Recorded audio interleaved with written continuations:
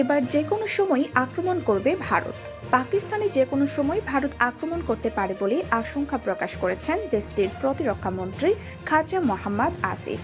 পাকিস্তানের প্রতিরক্ষা মন্ত্রী অধিকৃত কাশ্মীরে প্রাণঘাতী হামলার পর পারমাণবিক অস্ত্রধারী প্রতিবেশী দুই দেশের ক্রমবর্ধমান উত্তেজনার মাঝে তিনি এই আশঙ্কা প্রকাশ করেছেন এবং একই সঙ্গে অস্তিত্ব রক্ষার প্রয়োজনে পারমাণবিক অস্ত্র ব্যবহারের সম্ভাবনার কথাও জানিয়েছেন তিনি।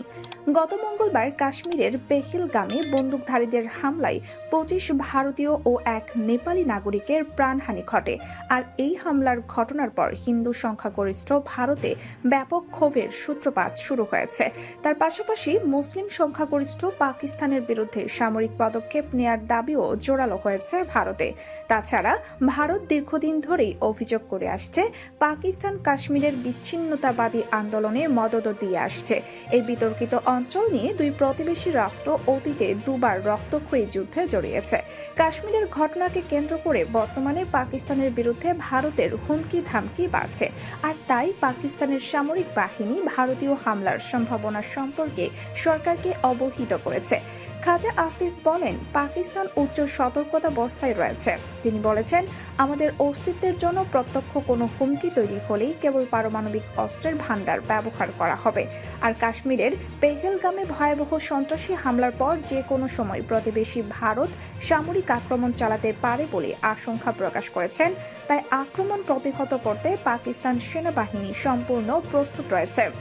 পারমাণবিক শক্তিধর ভারত ও পাকিস্তানের মধ্যে ক্রমবর্ধমান উত্তেজনার মধ্যে পাকিস্তানের অস্তিত্বের ওপর সরাসরি হুমকি তৈরি হলে তারা পারমাণবিক অস্ত্র ব্যবহারের সিদ্ধান্ত নিতেও দ্বিধা করবে না।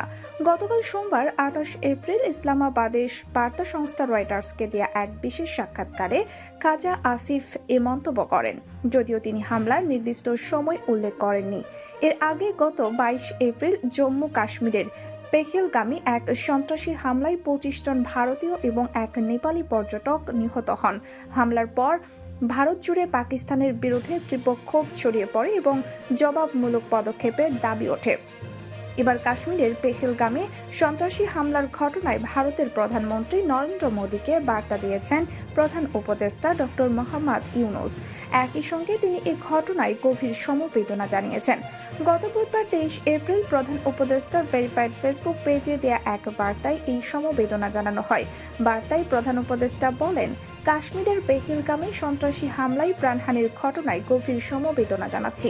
আমরা এই জঘন্য ঘটনার তীব্র নিন্দা জানাই। আমি সন্ত্রাসের বিরুদ্ধে বাংলাদেশের দৃঢ় অবস্থান আবারও নিশ্চিত করতে চাই। ভারতের জম্মু ও কাশ্মীরে সন্ত্রাসী হামলার ঘটনায় নিরপরাধ মানুষের মর্মান্তিক মৃত্যুতে তীব্র নিন্দা জানিয়েছে বাংলাদেশ। সম্মানিত দর্শক, কাশ্মীরে সন্ত্রাসী হামলার ঘটনায় আপনাদের কি মতামত অবশ্যই আমাদের কমেন্ট করে জানাবেন। আর আমাদের আপডেট সব ভিডিও পেতে আমাদের চ্যানেলটি সাবস্ক্রাইব করে বেল বাটনটি ক্লিক করে রাখুন।